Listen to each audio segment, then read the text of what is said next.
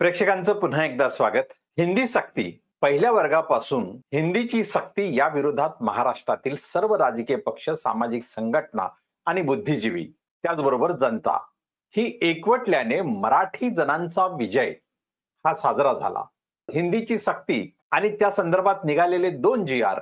मुख्यमंत्री देवेंद्र फडणवीस यांनी मागे घेतल्याची घोषणा केली. परंतु त्याचबरोबर त्यांनी त्यासाठी डॉक्टर नरेंद्र जाधव यांच्या नेतृत्वाखाली एका समितीची स्थापना करण्याची घोषणा केली आणि याच्या विरोधात काल मुंबईच्या आझाद मैदानावर मोठ्या प्रमाणात आंदोलन झालं. त्यामध्ये सर्व राजकीय पक्ष, सामाजिक संघटना, बुद्धिजीवी, कलाकार, सांस्कृतिक क्षेत्रातील सर्व नागरिक कार्यकर्ते त्या ठिकाणी उपस्थित होते आणि त्याही ठिकाणी तिसरी भाषेची सक्ती, मग ती हिंदी किंवा अन्य कोणतीही भाषा जी असेल त्या तिसऱ्या भाषेच्या सक्तीला विरोध करण्यात आला आणि नरेंद्र जाधव यांची समिती ही तात्काळ बरखास्त करण्यात यावी अशा 2 मागण्या त्या ठिकाणी प्रामुख्याने करण्यात आल्या. परंतु या सगळ्या संदर्भामध्ये हिंदीची सक्ती किंवा तिसऱ्या भाषेची सक्ती या संदर्भात शास्त्रीय पद्धतीने जाणून घेण्यासाठी शिक्षण तज्ञ आणि शिक्षणातील मानसशास्त्र तज्ञ अशी दुहेरी भूमिका बजावणारे उदयोन्मुख शिक्षण तज्ञ म्हणून ज्यांची ओळख महाराष्ट्राला आहे असे प्राध्यापक सिद्धार्थ घाटविसावे सर हे आपल्या सोबत आज चर्चेला आहेत.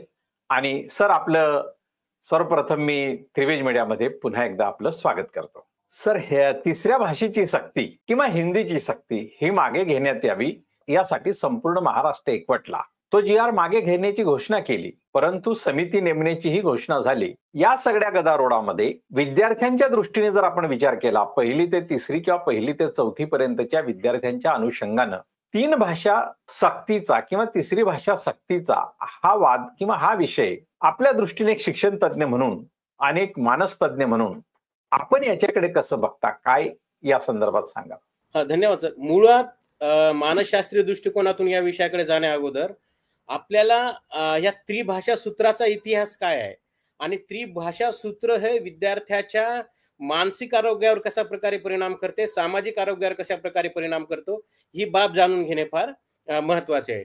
आणि मुळात त्रिभाषा सूत्र का आपण स्वीकारलं होतं आणि त्या त्रिभाषा सूत्राचा नेमका कोणत्या राज्यांना फायदा झालेला आहे आणि कोणते राज्य अशी आहेत की जी बायलँग्वेज म्हणजे 2 भाषा स्वीकारून जगाच्या दैदिप्यमान अशा कीर्तिमान अशा व्यवस्थेवर राज्य करत आहेत. मुळात समस्या अशी आहे की जेव्हा राधाकृष्णन आयोग 1948 ला बसला होता भारतीय स्वातंत्र्याच्या अगोदर, त्यांनी सगळ्यात पहिल्यांदा अगोदर सांगितलं होतं की आपण त्रिभाषा सूत्राचा स्वीकार केला पाहिजे. कारण भारतासारखा जो बहुसांस्कृतिक देश आहे, जिथे प्रत्येक राज्याची आपली एक संस्कृती आहे, प्रत्येक राज्याची आपली एक भाषा आहे आणि त्या भाषेमध्ये सुद्धा अनेक छोट्या छोट्या भाषा आहेत, यांचं जर आपल्याला खऱ्या अर्थाने एक सामूहिक विलिनीकरण करायचं असेल तर आपल्याला त्रिभाषा सूत्राचा स्वीकार करावा लागेल. मग हे जेव्हा 1948 ला राधाकृष्ण आयोगाने सुचवलं होतं, समितीने सुचवलं होतं, त्याच्यानंतर स्वतंत्र भारतामध्ये 1964-66 ला एक मोठा शैक्षणिक आयोग निर्माण करण्यात आला. त्या शिक्षण आयोगाचं नाव आहे कोठारी कमिशन, कोठारी आयोग. त्याला भारतीय शिक्षण आयोग असंही म्हणतात. मग शिक्षणाची मूलभूत असलेली गरज आणि मातृभाषेतून दिल्या जाणाऱ्या शिक्षणाचं महत्व समजता आणि देशाला कनेक्ट करण्यासाठी देशाला एक लिंकिंग लँग्वेज असली पाहिजे म्हणून हिंदीचं आपलं असं एक महत्व. परंतु जागतिक स्तरावर जर आपल्याला कॉम्पिटिटर बनायचं असेल तर त्यासाठी इंग्रजीचं महत्व. अशा 3ही भाषाचं एक अधोरेखित कोठारी आयोगाने केलेलं आहे आणि त्यांनी ते त्रिभाषा सूत्राची संकल्पना तिथे भारतीय शिक्षण आयोगाने इम्प्लिमेंट केली. तर पहिलं शैक्षणिक धोरण 1968 ला आलं. त्या 1968च्या शैक्षणिक धोरणामध्ये त्रिभाषा सूत्राचं स्वीकार करण्यात आला. आता मूळतः मराठीची लिपी आणि हिंदीची लिपी एक असल्यामुळे आपल्यासारख्या लोकांना ते ऍक्सेप्ट करायला एवढं काय विशेष गेलेलं नाहीये. म्हणजे त्या लोकांनी आणि मराठी माणूस हा भाषेच्या संदर्भामध्ये जसा तुम्ही साऊथचा दक्षिणातला तामिळियन भाषेच्या संदर्भामध्ये जागरूक दिसाल किंवा भाषिक अस्मितेचा मुद्दा तो करताना दिसला, तेवढ्या प्रमाणामध्ये तुम्हाला मराठी माणूस करताना दिसत नाही. तो सहज बाजू ऍक्सेप्ट करून घेतो, स्वीकारून घेतो. तुम्ही लोकलमध्ये जर गेलात आणि एखाद्याला म्हटलं की हॅलो भैया कैसे हो, तो म्हणतो हा मैं ठीक हूँ, भले तो पुढचाही मराठी असेल ना, आपण असं अनेक आपण बघू. तर ही ऍक्सेप्टन्स, लवचिकता जी आहे ती मराठी माणसाकडे लवकर आहे, म्हणून आतापर्यंत या बाबीला असा मुळात विरोध झालेला नाहीये. परंतु हे 68चं धोरण आहे, 68चं धोरण आहे, 1986चं धोरण आहे, नंतर नवी पॉलिसी आली 1992ची. तर या सगळ्या प्रक्रियेमध्ये हे त्रिभाषा सूत्र स्वीकारण्यात आलेलं आहे. मात्र साऊथच्या लोकांनी, दक्षिणेतल्या लोकांनी हिंदीला मात्र तीव्र विरोध केलेला आहे. आणि आता जर आपण असं लक्षात घेतलेलं आहे की त्रिभाषा स्वीकारणारे राज्य आणि 2 भाषा स्वीकारणाऱ्या राज्याचे जर कंपॅरिझन केलं आपण, तर आपल्याला एक बाब लक्षात येईल की भारतासारख्या पुरोगामी राज्यावर हिंदीचं जे आपण प्राबल्य लादण्याचा प्रयत्न केला होता त्रिभाषा सूत्राच्या माध्यमातून, त्यातून पाहिजे तसा इंटेलेक्च्युअल आउटपुट किंवा तो मॅनफोर्स क्रिएट व्हायला पाहिजे तसा झाला नाही. त्या प्रमाणामध्ये सिलिकॉन व्हॅलीमध्ये क्रांती करणारे कोण लोक आहेत, तर तुम्ही लक्षात घ्याल तर सगळे साऊथ इंडियाचे लोक आहेत. त्यांनी स्ट्रिक्टली हिंदीला अवॉइड करून आपल्या 2 भाषाचं राज्य निर्माण, 2 भाषाचा स्वीकार करून आपली शैक्षणिक, आर्थिक व सामाजिक प्रगती केलेली आहे, हे जग जाहीर आहे. आता मूळतः मानसशास्त्रीय दृष्टिकोनातून जर आपण विचार केला तर हे अनेक युनेस्को सारख्या जगप्रसिद्ध संस्थांनी संशोधन करून हे सिद्ध केलेलं आहे की मातृभाषेतून दिले गेलेलं शिक्षण हे सर्वात प्रभावी शिक्षण असतं. आणि मूळतः पूर्व प्राथमिक स्तर जो असतो 1ली ते 4थी पर्यंत आणि नंतर 8वी पर्यंत जो स्तर आहे, तिथे मातृभाषेतूनच शिक्षण दिलं पाहिजे अशा युनेस्को बऱ्याच प्रमाणामध्ये शिफारसी आहेत आणि असे जागतिक स्तरावरचे संशोधन अवेलेबल आहेत. मग मूळतः हिंदीचा मुद्दा कुठं आला, तो 2020 ला जे शैक्षणिक धोरण निर्माण केलेलं आहे, त्या 2000 शैक्षणिक धोरणाने सुद्धा 1900 अगोदरच्या भारतीय शिक्षण आयोगाची ओढून त्रिभाषा सूत्र असलं पाहिजे अशी शिफारस केलेली आहे.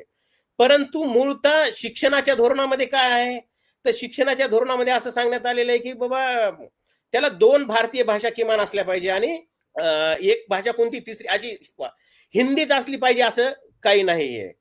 तर त्यामुळे एकंदरीत शिक्षणाच्या संदर्भामध्ये मानसशास्त्रीय दृष्टिकोनातून बघितलेले आहे, संशोधनाच्या दृष्टिकोनातून बघितलं तरी 3 भाषा कमी वयातल्या मुलावर लादून त्या विद्यार्थ्याचा जो सर्वांगीण विकास करण्यासाठी जो स्कोप हवा असतो, तो स्कोप त्याला मिळणार नाहीये. म्हणून 3 भाषा डायरेक्टली इम्पोज करणं, त्याच्यावर टाकणं हे चांगलं होणार नाही किंवा सोयीचं होणार नाही.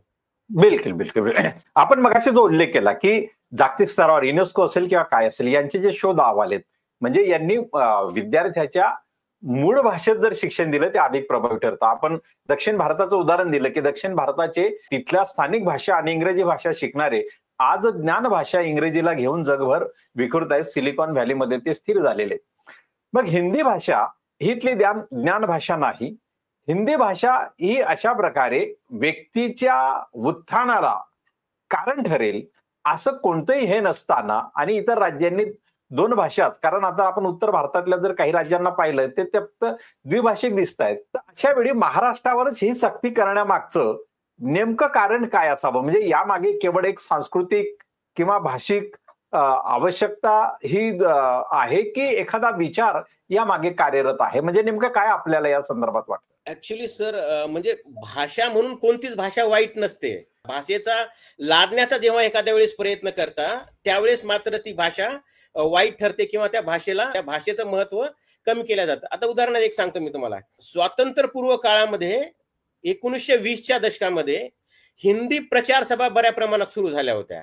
मग हिंदी साहित्य प्रचार सभेचं काय काम होतं की देशभरामध्ये जो विखुरलेला जनसमुदाय आहे, त्या विखुरलेल्या जनसमुदायाला एकत्र करायचं आणि स्वातंत्र्याच्या आंदोलनात मेन प्रवाहामध्ये जोडायचं.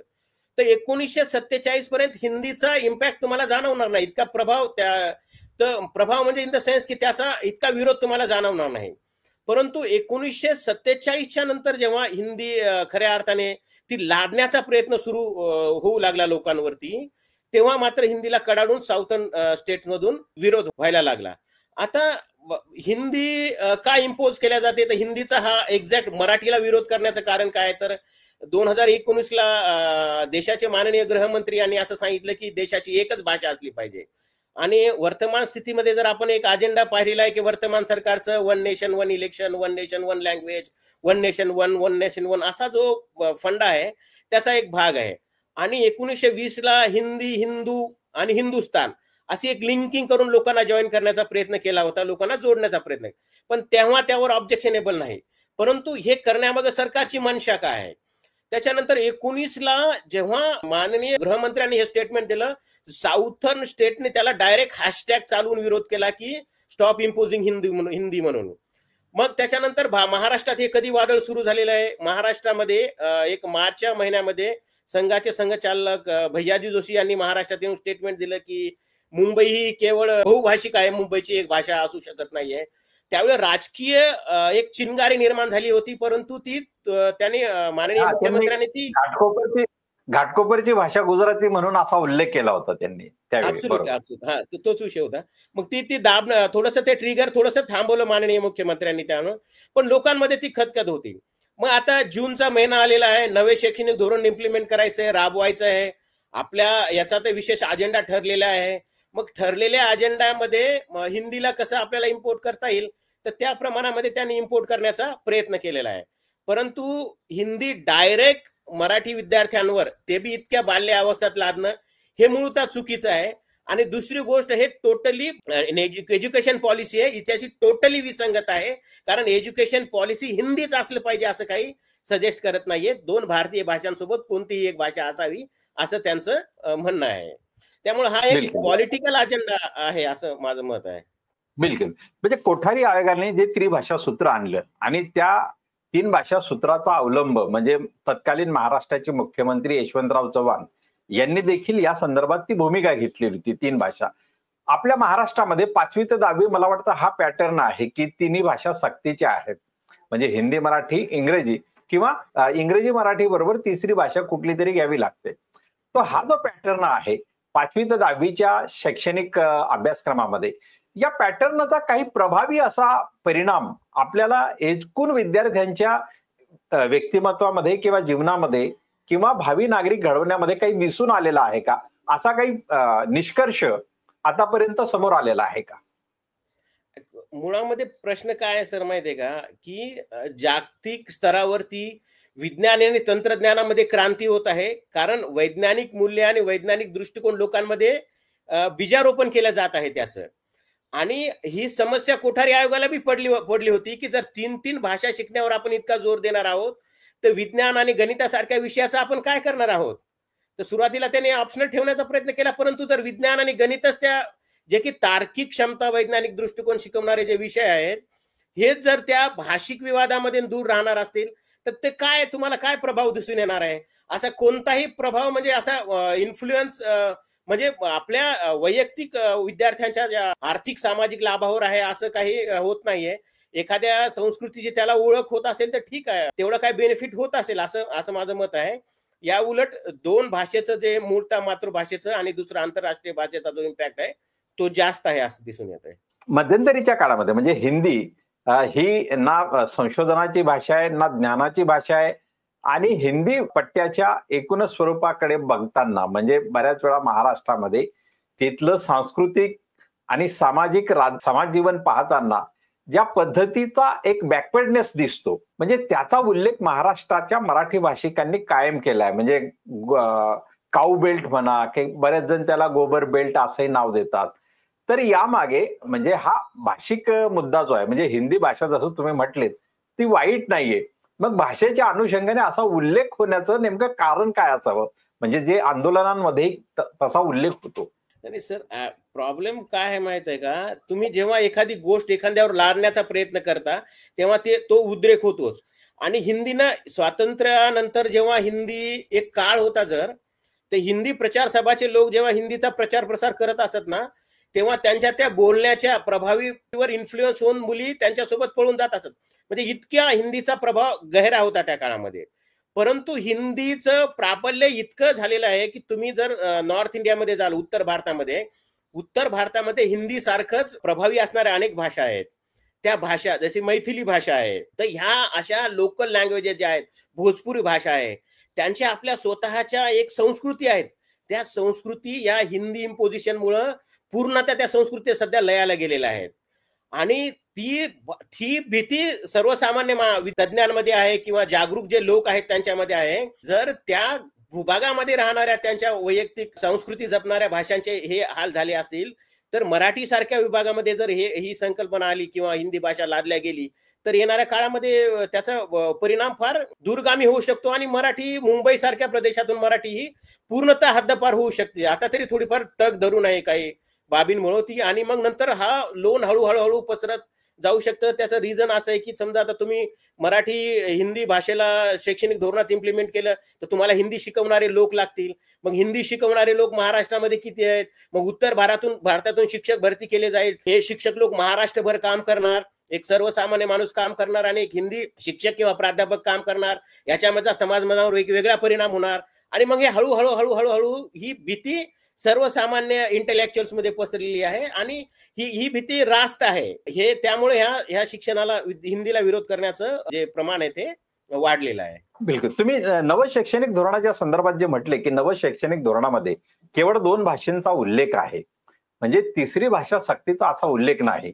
बऱ्याच वेळा आंदोलनामध्ये हाही प्रश्न केला जातो की उत्तर भारतातली जर समजा भाषा हिंदी असेल तिथल्या शिक्षणाची, तर मग तिसरी भाषेची सक्ती तिथं नाहीच आहे आणि मग ती नेमकी महाराष्ट्राला ती सक्ती करण्यामागे मग नेमकं कोण कारणीभूत आहे? म्हणजे यामागे एक राजकारण की सांस्कृतिक की नेमकं अर्थकारण, म्हणजे या अनुषंगाने जर आपण विचार केला तर नेमकी कोणती परिस्थिती मग याला कारणीभूत आहे? सर करेक्ट करतो की 2च भाषा नाही, नवीन शैक्षणिक धोरणामध्ये पण 3 भाषा आहेत.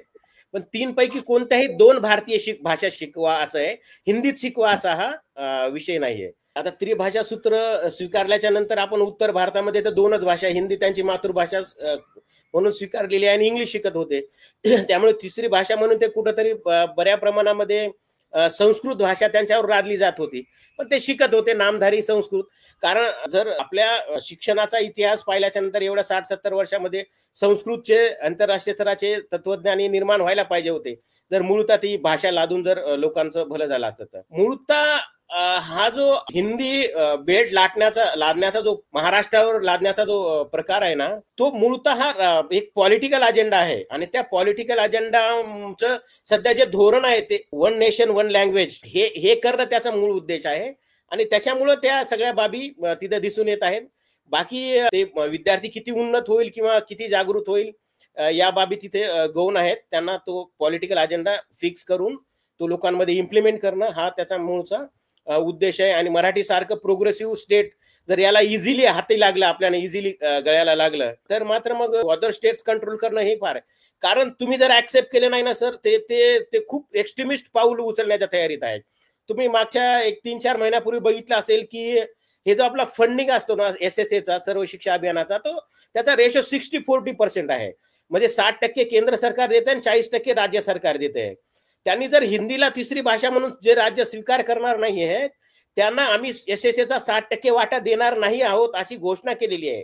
आता ती महाराष्ट्र केंद्र आणि राज्य सरकार दोन्ही एक असल्यामुळे ते किती होईल हा एक मोठा चर्चेचा विषय आहे.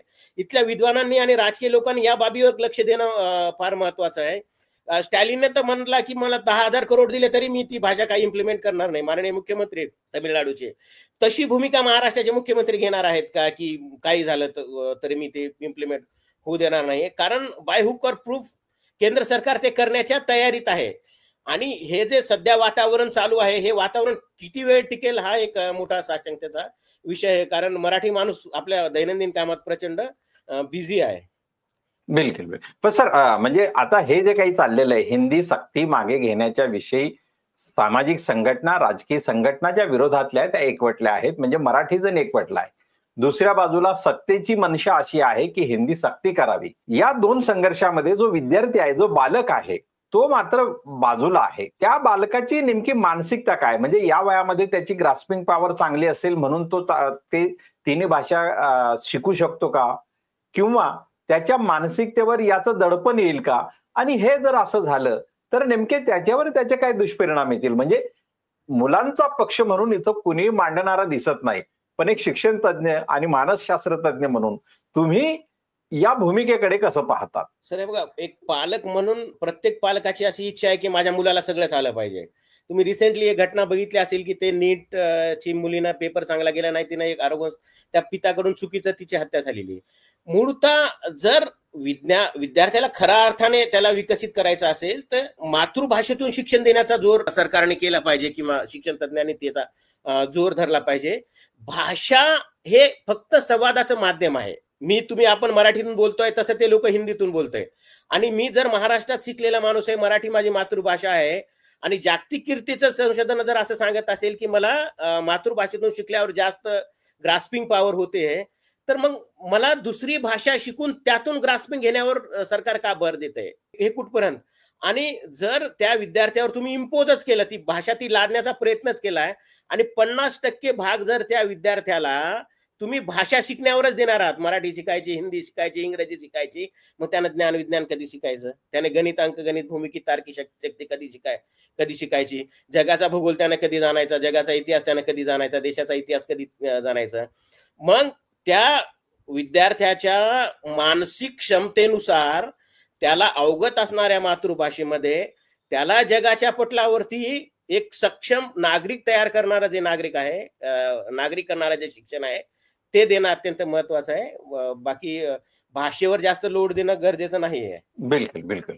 आता म्हणजे भाषा, आता मराठी भाषा म्हणजे जसं हिंदी ही ज्ञान भाषा नाही, तशी मराठी देखील ज्ञान भाषा नाही. दुसऱ्या बाजूला भाषा ही केवळ संवादाचं माध्यम आहे. म्हणजे आपल्याला दुसऱ्याला काय सांगायचं आहे तो संदेश त्याच्यापर्यंत एक व्यवस्थित करावा, एवढंच भाषेचं महत्व आहे. परंतु इंग्रजीचं महत्व, मग ज्या पद्धतीने आपण दक्षिण भारतीय लोक सिलिकॉन व्हॅलीमध्ये जातात, म्हणजे ती जी भाषा आहे इंग्रजी, मग त्याची ताकद नेमकी कशात आहे? आणि ती ताकद ही स्थानिक भाषा जी मराठी तिच्यात येऊ शकते का? किंवा तसा आणण्याचा प्रयत्न सत्ताधाऱ्यांचा किंवा समाज जीवनाचा काही दिसतोय का? सर हे बघा, इंग्रजी ब्रिटिश कॉलोनियलमुळे इंग्रजी ही जगभरामध्ये कॉलनीजमुळं, साम्राज्यवादाच्या धोरणामुळे जगभरामध्ये इंग्रजी पोहोचलेली आहे. जगामध्ये 97% ज्ञान इंग्रजीतून जनरेट होत आहे. मग जागतिक स्तरावरचा विज्ञान तयार करायचं, तुम्हाला त्या भाषेचं ज्ञान अवगत करायला पाहिजे. दुसरी बाब अशी आहे की चायना सारखा देश आहे, जापान सारखा देश आहे, ते मूळतः त्यांचे एक स्कॉलर टीम ते ज्ञान जनरेट झालेले मूळतः आपल्या मातृभाषेत कन्वर्ट करायला त्यांच्याकडे टीम आहे. अशी योजना महाराष्ट्र सरकारकडे आहे का? किंवा अशी काही भूमिका आपल्याकडे आहे का की जे माझा जो जनरेशन तयार आहे, माझी पिढी जी तयार होणार आहे आणि त्याला जर मातृभाषेतूनच समजणार असेल, मोठा बहुसंख्यक लोक जर असे असतील, तर त्याला ते ट्रान्सलेशनची अशी भूमिका आहे का आपल्याकडे? तर ती सुविधा आपल्याकडे अवेलेबल नाहीये. त्यामुळे इंग्रजी सारख्या विषयावर आपल्याला प्रभुत्व असणं ही काळाची गरज आहे. नाही, जर आपण इंग्रजी सारखा विषय अवॉइड करू, म्हणजे डिनाईड करून टाकला, अवॉइड करून टाकला आणि हे दोनच भाषा शिकलो, तर यातून जर मुळात ज्या नंतर निर्माण होणाऱ्या 2.78 समथिंग पर्यंत जे नॉलेज जनरेट होतं, त्याच्यामध्ये आपलं मराठीचं किती प्रभुत्व, हिंदीचं किती प्रभुत्व आहे, ह्या बाबी मग चर्चेचाच विषय होणार आहे ना. त्यामुळे इंग्रजी महत्वाची आहे, मातृभाषेतून ज्ञान मिळतं म्हणून मराठी महत्वाची आहे. बाकीच्या विषय हे ऑप्शनलच असले पाहिजे. लँग्वेज, भाषिक क्षमता ह्या ऑप्शनलच असल्या पाहिजे आणि त्या बी 8th स्टँडर्ड नंतर. बिलकुल बिलकुल. पण सर म्हणजे आता मराठी, जसं आता मराठी ही भाषा आहे, ही आपल्याला शाळेमध्ये एक प्रमाण मराठी म्हणून आपल्याला ती शिकावी लागते. पण तसं जर आपण पाहिलं महाराष्ट्राचं चित्र, महाराष्ट्रातल्या कोकणाची भाषा ही बोलीभाषा थोडी वेगळी येते, विदर्भाची बोलीभाषा वेगळी येते, उत्तर महाराष्ट्र किंवा खानदेशची बोलीभाषा थोडी वेगळी येते, पश्चिम महाराष्ट्र याची लय वेगळी आहे, शब्द वापर, वाक्य या सगळ्यांमध्ये एक वैविध्य आहे. तरीही आपल्याला प्रमाण भाषेची जी सक्ती शिक्षणामधून होते, तर याचा एक पॉझिटिव्ह निगेटिव्ह परिणाम हा व्यक्तिमत्वावर काय आहे का, काय दिसून येतो का? सर हे बघा, मूळतः मातृभाषेतील शिक्षण प्रभावी आहे. आता मी आणखी संशोधन डीप मध्ये जाऊन सांगतो. समजा एखादा कोकणी भाषेतून शिकला विद्यार्थी, तर त्याला ती कोकणी भाषा ही त्याची मातृभाषा आहे, त्याची मातृभाषा आपण मराठी म्हणू शकत नाही, तर कोकणी भाषेचा प्रभाव हा जास्त असणार आहे त्या विद्यार्थ्यांवरती. त्यामुळे प्रमाण भाषा सारखी एक संकल्पना एका विशिष्ट समुदायाने ते अननेसेसरी बहुसंख्याकांवर लादण्याचा प्रकार आहे तो. मूळतः मीही मराठी बोलतोय, तुम्ही मराठी बोलताय, तुमच्या मराठीमध्ये माझ्या मराठीमध्ये पण फरक जाणवते. परंतु ज्ञान अवगत करण्याची जी क्षमता, जे मराठीचं पुस्तक तुम्ही वाचलेलं तेच मी पण वाचलेलं आहे, याच्यामध्ये कुठं फरक जाणवतोय का आपल्याला? तो नाहीये. मग प्रमाण भाषा बोलणं किंवा प्रमाण भाषात असणं हा जो आग्रह आहे ना, तो ते स्टँडर्डायझेशन, प्रमाणीकरण करण्यासाठी पुस्तकात आले ते ठीक आहे, परंतु त्यातून मी माझ्या मातृक्षमतेतूनच घेणार, ते मला काय घ्यायचं ते. पण सर मग या सगळ्या मुलाखतीच्या अगदी शेवटी येताना आपण या संदर्भात मराठी किंवा हिंदीची जी सक्ती आहे ती मागे घेण्यात यावी आणि त्या संदर्भात म्हणजे आता एक समिती बनते आहे किंवा बनली आहे, त्या समितीविषयी आपण नेमकं काय सांगाल? म्हणजे महाराष्ट्रातल्या हिंदी सक्तीच्या संदर्भातली. सर ऍक्च्युली प्रॉब्लेम असा आहे की हे तात्काळ वेळ खाऊ धोरण आहे. मूळतः 19ला एक स्टेटमेंट आलेलं आहे, जसा उद्रेक साऊथ मधून झाला तसा झालेला नाहीये. मागच्या 2 महिन्यापूर्वीला त्या झालाय. पण आता जे राजकीय सामाजिक वातावरण पेटून उठलेलं आहे त्याचं आणखी एक रिझन आहे, कारण आहे की ते म्हणजे मुंबई महानगरपालिकेच्या होणाऱ्या निवडणुका. याच्यामध्ये राजकीय पक्ष अतिशय प्रभावीपणे आपली भूमिका मांडताना दिसत आहेत, कारण तो मराठी माणूस सफरर आहे. मुंबईमध्ये राहणारा जो मराठी माणूस आहे ना, तो सफरर आहे या सगळ्या बाबींचा. आता हा वेळ का धोरण कसं काय आहे? जर शैक्षणिक नॅशनल एज्युकेशन पॉलिसी, राष्ट्रीय शैक्षणिक धोरण स्पष्ट म्हणत असेल की केवळ 2 भारतीय भाषा शिकवा, तुम्ही हिंदी इम्पोज करू शकत नाही, तर समिती बसवण्याची उपयोगिता काय आहे? तर समित्या बसवणं हा त्यावरचा उपाय नाहीये. दुसरी गोष्ट, 2014ला जेव्हा भारतीय जनता पार्टीचं सरकार अजेंडा जो होता इलेक्शनचा होता, त्याच्यामध्ये त्यांचा अजेंडा होता की आम्ही नवीन शैक्षणिक धोरण आणू, आणि त्या नवीन शैक्षणिक धोरणाच्या आधारावर त्यांनी 2016ला TSR सुब्रमण्यमच्या अध्यक्षतेखाली एक ड्राफ्ट तयार केला होता 2016ला. तो ड्राफ्ट जेव्हा भारताच्या राज्यसभेमध्ये चर्चेला गेला, त्या राज्यसभेमध्ये कपिल सिब्बल, हुंदा कारंत आणि तिथल्या बसलेल्या बऱ्याचशा अशा हाय क्लास इंटेलेक्च्युअलने 2016चा जो एज्युकेशनचा ड्राफ्ट आहे नया शैक्षणिक धोरणाचा, तो कचऱ्या डब्यात फेकण्याची शिफारस केली होती. आणि मुळात तो 2016चा ड्राफ्ट कचऱ्याच्या डब्यात फेकण्यात आला. त्यावेळी माननीय नरेंद्र जाधव सर तिथं राज्यसभेचे सदस्य होते आणि त्यांनी त्या कचऱ्याच्या डब्यात दिलेला ड्राफ्ट कसा प्रभावी आहे हे राज्यसभेत सांगण्याचा प्रयत्न केला होता. हे युट्यूबवर भाषण अवेलेबल आहे सर त्याच्यावर. मग जर त्या कचऱ्याच्या डब्यात फेकण्यात येणाऱ्या बाबीचं जर जाधव सर प्रभावीपणे जर इतकी भूमिका मांडत असतील आणि चांगलं म्हणत असतील, तर इथं ते निरपेक्ष काम कसे करतील याविषयी साशंकता एका सामान्य बुद्धिजीवींच्या मनामध्ये निर्माण होऊ शकते. म्हणून तो त्या बाबीला प्रकर्षाने विरोध होणं ही काळाची गरज आहे, समितीची गरजच नाहीये. दुसरी गोष्ट, समितीमध्ये जाधव सरांसारखे फेवरेबल माणसं आहेत जे की त्यांचा इतिहास आहे की ते व्यवस्थेला कसे फेवरेबल आहेत. त्यामुळे ते या 2 बाबीला प्रकर्षाने महाराष्ट्रातल्या माणसाने विरोध करायला हवा, ही माझी भूमिका आहे. बिलकुल सर. म्हणजे जाता जाता या सगळ्या हिंदी सक्तीच्या संदर्भामध्ये किंवा त्रिभाषा फॉर्म्युल्याच्या संदर्भामध्ये आणि विद्यार्थ्यांची एकूण मानसिकता, महाराष्ट्राचं जनरेटा, या सगळ्यांच्या अनुषंगाने तुम्हाला काय सांगावं असं वाटेल? की आता वातावरण तयार झालेलं आहे. सर्वांनी सामाजिक हित संबंध, आपले भेदभाव किंवा दुसरे भेदभाव बाजूला सारून वातावरण तयार करून जर बहुजनांच्या मुलांना प्रगल्भतेने काम करण्याची संधी मिळवायची असेल, ज्ञान विज्ञानाच्या क्षेत्रात स्थान मिळवायचं असेल, तर ह्या हिंदीच्या इम्पोजिशनला साऊथच्या धर्तीवर विरोध होणं आवश्यक आहे. त्यासाठी केवळ राजकारणी किंवा पवार सरांसारख्या 2-4 सामाजिक संघटनांच्या लोकांनीच नाही, तर सर्वसामान्य बुद्धिजीवीने सुद्धा यामध्ये समोर येऊन कडाड्याने विरोध केला पाहिजे. दुसरी गोष्ट, माझं आव्हान आहे महाराष्ट्रात शिकवणाऱ्या शिक्षकांना, शाळेपासून तर महाविद्यालयीन शिक्षकांना, जर हिंदी सक्ती केली आणि नॉर्थ इंडियामधून हिंदी शिकवणारे प्राध्यापक शिक्षक आले, तर तुमच्या नोकरीवर गदा निर्माण होण्याची दाट शक्यता असल्यामुळे आपण सर्वांनी एक बुद्धिजीवी सामाजिक बांधिलकी म्हणून हिंदीला कडाडून विरोध करायला हवा, ही माझी शेवटची भूमिका आहे. बिलकुल बिलकुल सर. आपल्या अतिशय व्यस्त कार्यक्रमातून, म्हणजे तुम्ही दिवसभर तुमच्या शिक्षण तज्ञ म्हणून, मानसशास्त्र तज्ञ म्हणून, अनेक प्राध्यापक म्हणून तुमची दिनचर्या व्यस्त असतानाही तुम्ही त्रिभेज मीडियासाठी आपला अमूल्य वेळ काढला आणि या संदर्भात महाराष्ट्राच्या जनतेचं वैचारिक प्रबोधन करण्यात आपण सहभाग दिला. याबद्दल आपले मनपूर्वक आभार. धन्यवाद. धन्यवाद सर.